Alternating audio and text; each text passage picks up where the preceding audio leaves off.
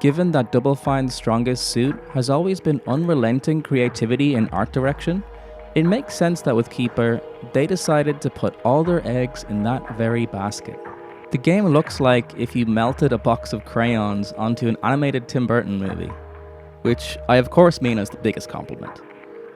The world of Keeper is vivid, wonderfully nonsensical, and full to the brim of weird little creatures and contraptions, all with their own bespoke animations and designs that add so much personality and charm to the game from start to finish.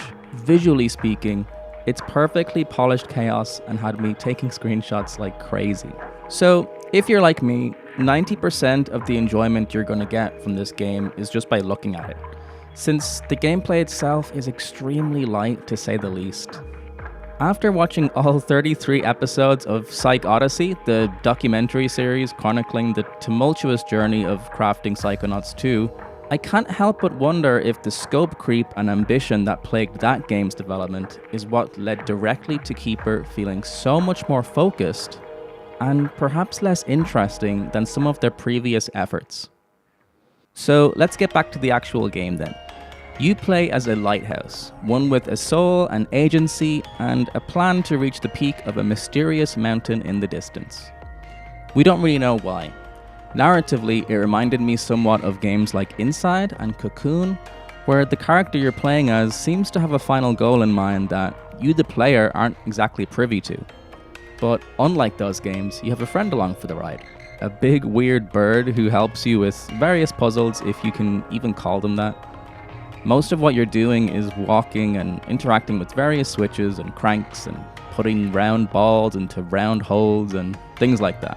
There really isn't very much to it, and mostly feels like this stuff is only there to stop you from walking to the end of the game too quickly.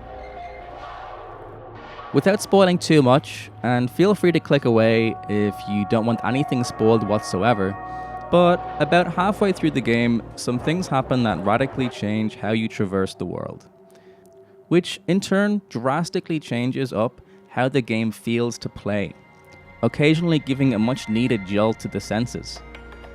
These moments also happen to be, by far, narratively, the most exciting and provocative. The story being told here is one of consistently suffering catastrophic damage, but learning to grow from it and adapt in order to keep moving forward. Again, I can't help but think of Double Fine's story as a studio and what they have had to do to survive in the rough and tumble world of video game development, as various studios have been shutting down in droves and or being forced to do so by their parent company. Miraculously, like this weird spider-legged lighthouse, Double Fine have found a way to survive.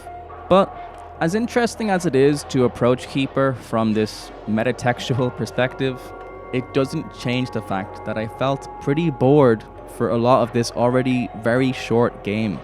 It took me about 4 hours to beat in the end.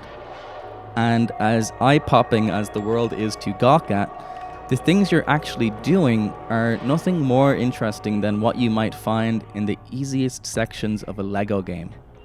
It's a lot of sliding a thing from left to right, or, when you look at the puzzle, you figure it out in 5 seconds or less, and it takes about a minute to actually do. A lot of stuff like that. It kind of just feels like padding, to be honest. So, even if you haven't done your homework on Double Fine's story as a studio, or simply aren't willing to go there on a meta level, what's presented here works fairly well as a tone poem on perseverance and adaptation. That combined with it easily being the most visually striking game of the year. Again, this game is stunning. It means that there's certainly a lot to appreciate and admire with Keeper. It's clearly coming from an honest place and is yet another reminder of how unique and cool of a studio Double Fine are, always have been, and if Microsoft allows it, will continue to be. It's just, as a game, it doesn't quite offer enough narratively to get by as a walking sim, while also not being nearly challenging or inventive enough with its puzzles for it to ever feel that compelling as a puzzle game. Therefore, it falls short of and sadly kind of fails at being either. But man, did it look cool.